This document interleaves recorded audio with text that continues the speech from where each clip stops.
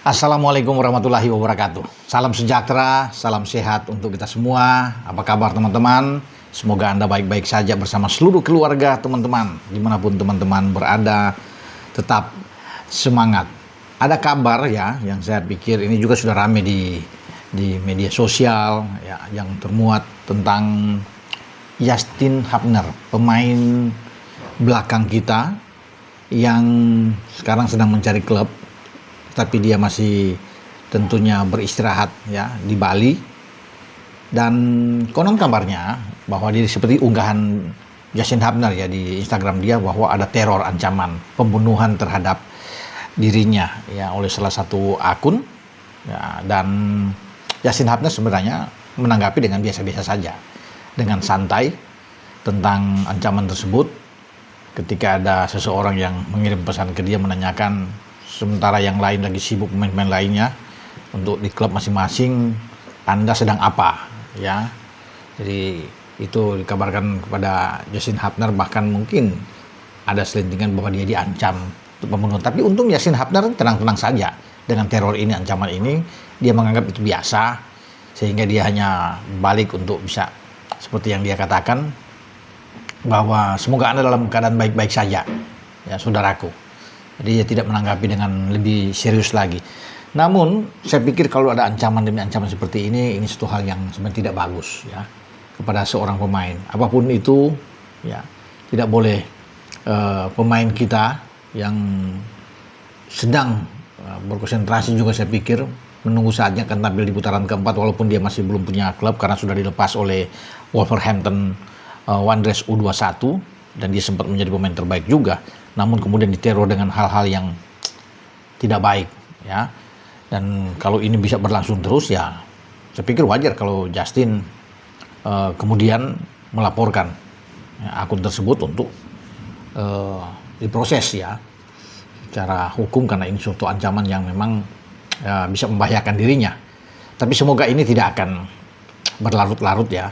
Dan ini mungkin hanya kecintaan seorang penggemar yang fanatik terhadap tim nasional kita dan menginginkan bahwa ayo dong, mungkin Yasin, kamu segera mencari klub, jangan terlalu santai ya, berleha-leha, sementara yang lain ini lagi sibuk untuk mencari klub, untuk fokus ya. Sekarang Anda harus bisa fokus dengan klub sehingga bisa punya jam bermain yang baik. Mungkin itu salah satu cara dari penggemar Justin sendiri, karena kalau melihat juga dari Justin, kalau flashback ke belakang, Justin bilang ini penggemar yang sebenarnya memberikan motivasi, dorongan buat dia ketika dia masih dalam keadaan cedera.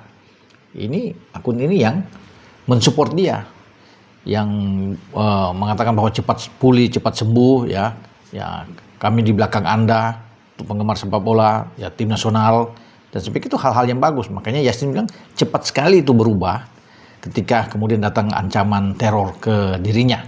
Tapi sekali lagi, semoga ini tidak akan berlanjut, dan bagus buat Justin dia menyikapi dengan tenang, kecuali sudah bertubi-tubi ya serangan datang buat dia, baru dia bisa mengambil langkah-langkah untuk proses hukum selanjutnya.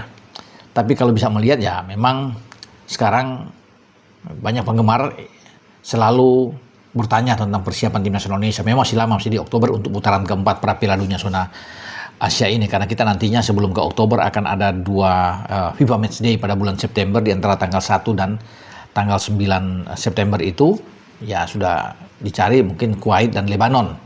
Ya semoga ini tidak berubah ya jadwal ini dengan dua tim yang tersebut. Kenapa memilih dua tim itu? Karena disesuaikan dengan karakter permainan dari calon lawan kita, karena semua kan selain Indonesia semua dari Timur Tengah ya, Asia Barat. Ada Qatar, ada Arab Saudi, ada Uni Emirat Arab, dan juga ada Irak. Kalau Oman ya mungkin tidak akan bertemu dengan kita karena kita berada di sama ya di pot 3 ya. Kalau di pot 1 itu kan sudah pasti ada Qatar dan Arab Saudi, pot 2 ada Irak dan Uni Emirat Arab. Jadi kita lawan-lawan kita itu ya ada Qatar, ada Irak kemungkinan lawan kita, atau dengan Arab Saudi, Uni Emirat Arab. Ya itu mungkin saja. Tinggal tergantung menunggu undian tanggal 17 Juli akan datang di Kuala Lumpur. Ya, AFC akan mengundi siapa lawan kita untuk nantinya di putaran keempat. Tapi kembali ke posisi Justin, ya semoga Justin juga sekarang sudah memikirkan langkah-langkah dia ke depan untuk bermain di mana setelah selepas dari Wolf. Ya, mungkin dia sekarang lagi libur, lagi bersantai, tapi ini sudah mendekati Agustus. Sayang kalau Agustus itu dia tidak dapat klub, ya mungkin dia tidak akan bermain. Dan ini menjadi pertanyaan besar, walaupun dia memang pemain inti ya, pemain bagus bermain di belakang. Jika dia dalam keadaan baik, ya pasti akan bermain dengan 3 back. Yasin Hapner akan mendampingi Kapten Jai Isyes dan Rizky Ridho. Karena itu yang menjadi kekuatan kita selama ini, apalagi melawan Bahrain dan Cina terakhir kan kita bisa menang, termasuk lawan Arab, dan dia bermain dengan oke di GBK.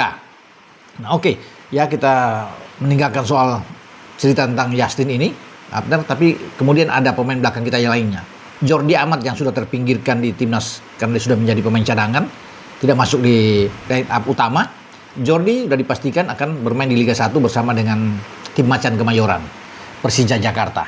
Artinya ini menurut saya yang menjadi pelabuhan terakhir mungkin bagi Jordi dengan usia dia 33. Kalau dia dikontrak sekarang dengan durasi 2 tahun akan jadi 35, dia akan pensiun.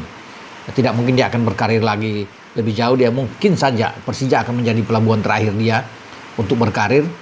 Ya, dan karena dia pikir memang dia usia dia sudah lanjut, persaingan di tim nasional juga serasa bahwa tidak mungkin lagi, apalagi kalau PSSI mendatangkan lagi misalnya Pascal Struijk, itu akan lebih sulit bagi dia karena di sana juga kan ada Mes Hilgers juga di posisi belakang ya.